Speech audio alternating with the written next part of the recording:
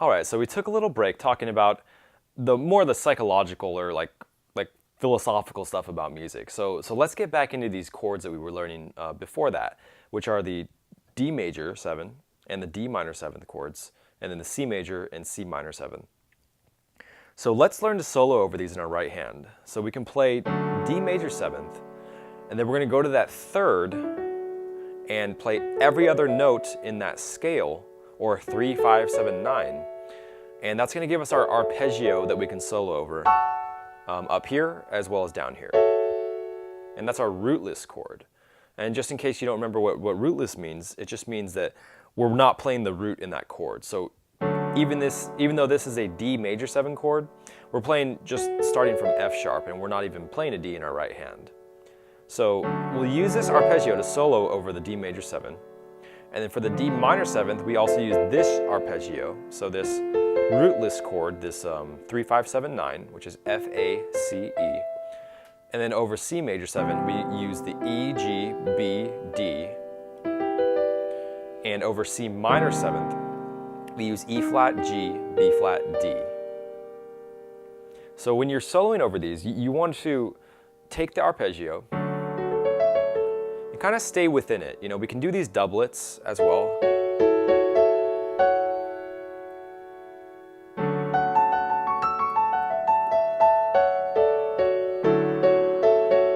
Which just means I'm skipping this middle note. And then when you go to the minor 7th, you know, you just solo in this arpeggio as well. And so just make sure that the arpeggio that you're going to, you switch your notes that you're playing based on that chord.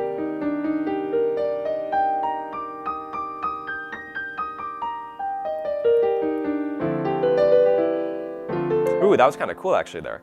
So what I did there was I accidentally went to a E or a C major 7 arpeggio, which is this, but I played it over a D minor 7 in my left hand, and that actually sounded kind of cool, right?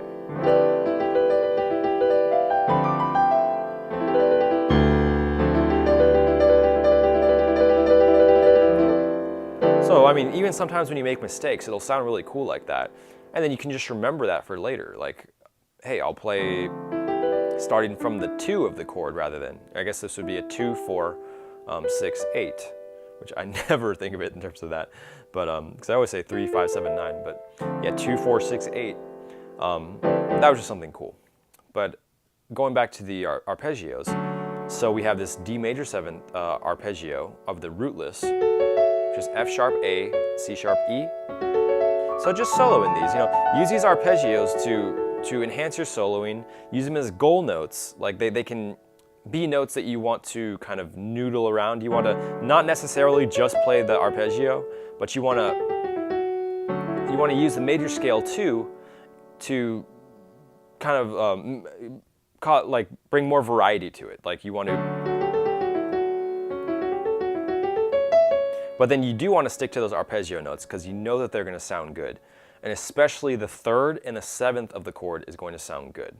So this F sharp and this C sharp, those are really they're what really like forms the chord. It's what tells you that this chord is a major chord rather than a minor chord. So this is a major 7th chord because it has these 2 sharps here. But then a minor 7th chord is only a minor 7th chord because it has these two flats right here, or these notes were flatted. So these are the really key, important notes when you go to a chord. Because you already know from like when we change from a major to a minor 7th chord, all that changes is the flat 3rd and the flat 7th. So those notes are really important, and they almost always, they sound good on that chord, like that you're going to. So say C major 7th, I want to make sure I play that E flat when I get to the C minor 7th. You know, I can play whatever I want here. But I want to play that E flat when I get to the C minor 7th chord. And so you can just use these arpeggios in your right hand, and then the major scales or the Dorian scales that you would use over that chord as well. So you play this arpeggio. So I'll just do some demo for you. So I'd play this arpeggio, but then I'll use the D major scale.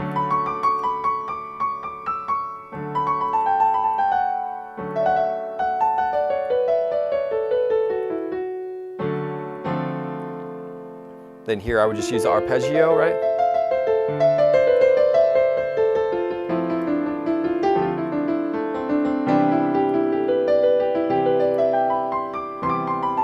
So C major.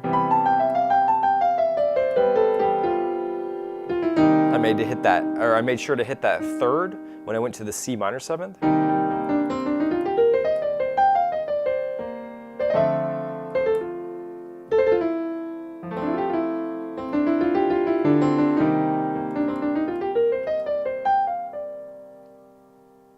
So those are just arpeggios and the scales that you can use. So just make sure that you're using the right scale and you're using the right arpeggio in your right hand, and just practice those. Just practice soloing over them timelessly, just like we did right here.